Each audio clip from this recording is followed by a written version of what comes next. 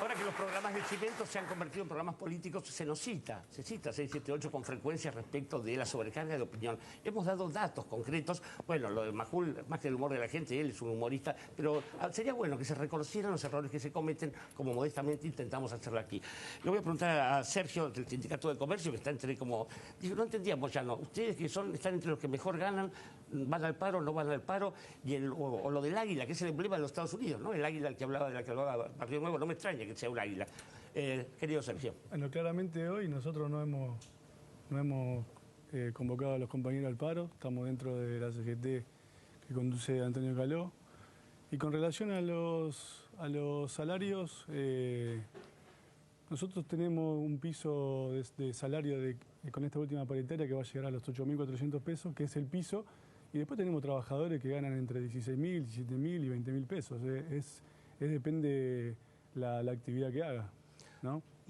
Ocurre que los sindicatos, te pregunto a vos, Pablo, los sindicatos que sí adhirieron también tienen, como los camioneros, de los salarios más altos. El salario no tiene que ver aparentemente con esto. No, lo que está claro, yo vi el informe, primero me parece que, pedirle disculpas a la sociedad como dirigentes sindicales. Los muchachos que hablan nos manchan a todos. Digamos. Hay una sola CTA, decían en el acto de Moyano, además. Sí, esa es una forma de Micheli, digamos. Así como dice hay una sola CTA, le decía a Moyano, ¿me prestás un poquito el micrófono? Iba como invitado, no era parte. Es más, el informe dice que nunca fue parte, ¿no?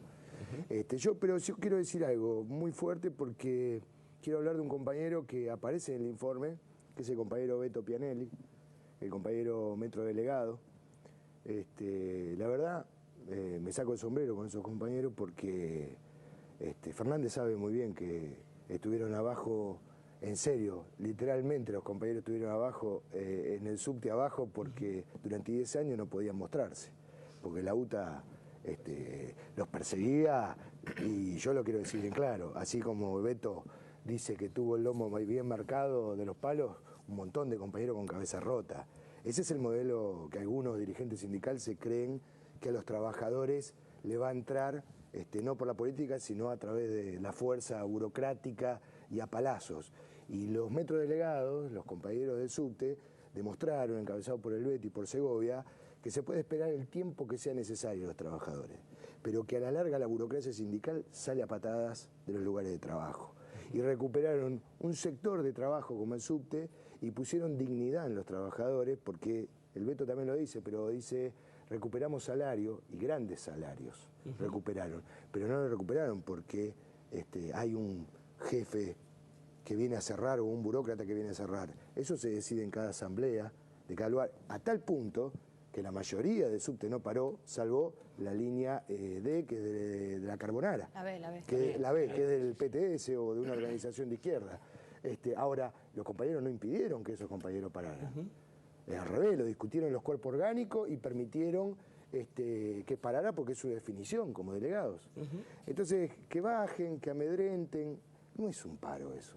Eso es una barra brava que se empiezan a acomodar o que creen que de esa manera van a echar a los afiliados, porque en verdad la búsqueda de ellos es echar a la vida de los trabajadores dentro de la herramienta que son los sindicatos. Claro. Los sindicatos es una herramienta, la organización es una herramienta.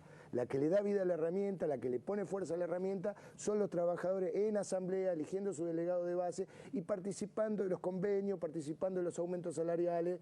No como estos que se esconden y aparecen en la oscuridad de las 11 de la noche para romper lugares, para no permitir que los subte trabajaran, ni para permitir que los trabajadores, que son sus hijos en su mayoría, porque eso es lo que hay que decir, que es su familia, sus hermanos, los dejaron a pata, y yo, porque como la CTA está cerca en Piedras, estamos a 4 cuadras de Constitución, hoy lo vimos desde llegar caminando por la 9 de julio, y también los vimos volver hoy a las 6, 7 de la tarde, miles y miles de trabajadores caminando más de 30, 50 y 60 cuadras. Entonces yo le pregunto a esa gente que se dice ser dirigente sindical, ¿qué hay de amor a la clase trabajadora cuando dejan a miles de trabajadores varados durante todo el tiempo y lo único que ponen es la fuerza del golpe y de la burocracia. Solo la organización vence al tiempo. Hemos escuchado alguna vez. Vanessa, pensábamos en dirigentes, no lo vi a Piumato en ninguna mesa hoy, pero ¿cómo es esta mano de asamblearia, de elecciones de dirigentes? ¿Qué pasa en gremios ahí tan cerca de donde la justicia se venda los ojos? Y, digamos, Julio Piumato adhirió al paro y no así, y hoy estuvimos recorriendo, digamos, la Justicia Nacional, si bien la seccional 2 no paró, que somos la seccional capital, estuvimos recorriendo los juzgados y de lo que recorrimos, la calle Lavalle, los juzgados estaban todos abiertos a la mesa de entrada, el Palacio de Justicia estaban abiertas a la mesa de entrada, por ahí había menos personal, pero todas las mesas de entrada estaban abiertas y había atención normalmente. A mí lo que... Digo, esta diferencia con tal vez estos dirigentes sindicales, como decía acá el compañero, y lo que surge del informe, ¿no? Barrio Nuevo, encabezando la defensa de los derechos de los trabajadores. Digo, una persona que se caracteriza por su antidemocracia al sistema partidario electoral y al interior de su propio sindicato. Ahora tenemos el segundo informe, una semblanza heroica de la figura de Barrio Nuevo. Claro, bueno, a mí me parece que eso despierta que nosotros, los jóvenes por lo menos, y es lo que yo me siento identificada, tenemos que empezar a discutir al interior de los sindicatos, no el modelo sindical, porque yo defiendo mucho el modelo sindical argentino, pero sí la democracia sindical que se hace con una renovación generacional que es fundamental, con una participación abierta que en muchos sindicatos no existe, por lo que decía el compañero, cuando se despierta la participación contraria a los viejos jerarcas sindicales, o hay palo para los compañeros o directamente pasa lo que pasó lamentablemente, porque es dividir a los trabajadores en el subte que se armó otro gremio. Entonces ahí nace la división, digamos, la fragmentación de los trabajadores. Creo que la discusión por un recambio generacional al interior de los sindicatos es fundamental. No un recambio para, digamos, cambiar jóvenes por viejos, pero las ideas sean las mismas. Porque, digamos, yo siempre digo, hay casos donde parece que la familia judicial, entonces, pero en este caso la familia sindical. Entonces vos tenés el padre sindicalista, el hijo sindicalista, y así vendrá el nieto algún día sindicalista. No, un verdadero recambio significa que los lugares de la dirigencia gremial puedan empezar a ocuparlos los verdaderos trabajadores, ¿no? No los hijos de los sindicalistas, sino los trabajadores se hagan sindicalistas, ¿no? Bueno, pero eso es una idea de la monarquía, sino del sindicalismo. No sea cerrada tampoco, bueno. Vanessa. Vamos a ir con los dirigentes a la cabeza, con la cabeza de los dirigentes. Me enseñó una vez Edgardo Moca. Edgardo, querido. No, un poco abrumado por el informe, ¿no? Porque desde trabajadores que alquilan Audis y águilas que vuelan alto y todo eso quedé un poco desorientado. Pero yo quería hacer una puntuación que me parece que vale la pena. El paro fue político y no tiene nada de malo que sea un paro político. Las mejores tradiciones, el paro y movilización en Córdoba el 29 de mayo del 69 fue un paro político, el paro contra López Rega en el año 75, el paro contra la dictadura. El 30 de marzo. El 30 de marzo. Son paros políticos. El problema es qué política se defiende. Y para detectar un poquito qué política se defiende se puede subrayar una simultaneidad muy significativa, que es que los mismos días que se ultimaban los detalles del paro, llegó un informe del Fondo Monetario Internacional también muy crispado, para utilizar una palabra muy de moda, con la política económica del gobierno y que pide más ajuste, más ortodoxia, más el camino que se recorre en Europa. De modo que es muy difícil no asimilar una movida a la otra y además si en el medio está Sergio Massa, que su campaña electoral hasta ahora tiene su epicentro en Estados Unidos, haciendo promesas de las que todos sabemos, de las que hablan los gurúes. Pero hay una cosa muy importante. Hoy se utilizó la palabra carnero para hablar de la gente que fue a trabajar. Y la otra palabra clave es piquete. La palabra piquete tiene una insigne historia en el movimiento obrero argentino y en el movimiento popular. El piquete nace para hacer respetar las decisiones democráticas que toman los trabajadores y para evitar que los amigos de los patrones rompan las huelgas que hacen los trabajadores. No tiene nada que ver eso con un paro político donde el que no está de acuerdo tendría que tener y tiene que tener todo el derecho para expresarse y hoy no lo ha tenido. La otra etapa del piquete fue la etapa donde los desocupados que no tenían fábricas y no tenían empresas donde movilizarse y donde activar su protesta, lo hacían visibilizándose a través del corte de caminos y de rutas. ¿Cuál es el problema? ¿Cuál es el problema? Me pregunto yo, ¿cuál es el problema para hacer una gran... ¿Por qué no hicieron una gran movilización? ¿Por qué los supuestos herederos de Tosco? Yo la verdad es que ahí quedo un poco estremecido, porque la verdad que yo conozco mucho y el cordobazo, es mi generación la que está comprometida en esa barbaridad que dijo Micheli. Nunca lo vi a Tosco de la mano de la sociedad rural. Nunca vi las luchas que encabezó Agustín, propagandizadas por el diario Clarín, por el diario La Nación, por la Mesa de Enlace y simpatizadas por todo el polo dominante de la Argentina, de rodillas ante esos personajes. Y la verdad es que lo de Micheli hoy, en algún momento la historia pasa la cuenta, porque Micheli también tiene una trayectoria de lucha como también la tiene Moyano. Y esta abdicación en toda la línea que han protagonizado hoy, la coronan con esta apelación a verdaderos emblemas del movimiento obrero y popular argentino. Pero justamente son gente que está muerta y que pueden citar alegremente de una manera ofensiva, como Rodolfo Walsh también, como en general, pero si me permiten, sin ir más lejos.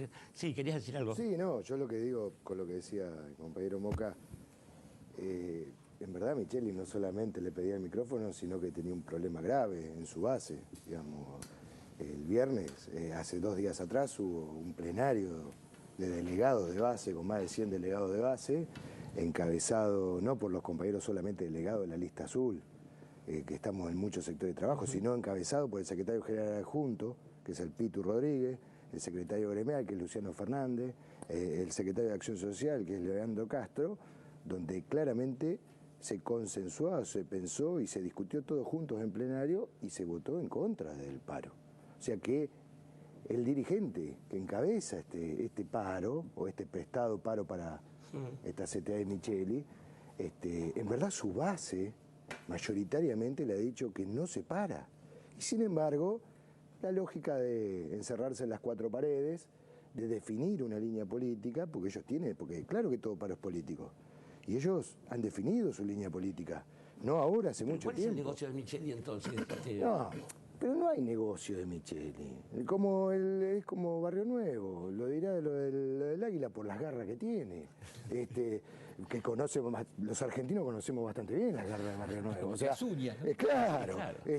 Si yo creo que un dirigente que dice hay que dejar de robar, él dice, durante 2 años en este país, y después aparece quemando urna en Catamarca. Yo creo que no han puesto a la base ni a los trabajadores en la calle porque evidentemente iban a recibir el golpe más grande de la historia.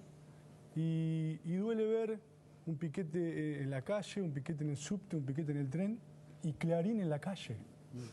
Monitoreando minuto a minuto, diciéndole a la gente: no vaya a trabajar porque hay corte, no vaya a trabajar porque hay problemas, porque hay disturbios, atemorizando a la gente, a la sociedad, a compañeros, a los trabajadores. Así que eso es llamativo, eso es para tener un punto de inflexión, hacer un parate, mirar bien, ¿no? Y que tengamos entre todos, por lo menos los compañeros que venimos luchando de abajo, de base, digamos, un esquema en donde nos podamos dialogar, charlar y ver cuáles son las posibles o los posibles, digamos, reclamos que podemos hacer juntos y demostrarle a la gente que este no es el sindicalismo argentino. Este no es el sindicalismo argentino. Barrio Nuevo no es el sindicalismo argentino. Para nada. Nora Beiras. Sí, primero coincido con una cosa que dijo Edgardo con respecto al discurso de Micheli, decir que Rodolfo Walsh estaría sentado acá es realmente un agravio. Lo mínimo que tiene que hacer es pedir disculpas a la memoria de una persona que implicó lo que implicó en la historia reciente de la Argentina. No solamente con la carta abierta a las juntas, creo que está claro lo que fue Rodolfo Walsh, e imaginarlo sentado al lado de Luis Barrionuevo es realmente un insulto.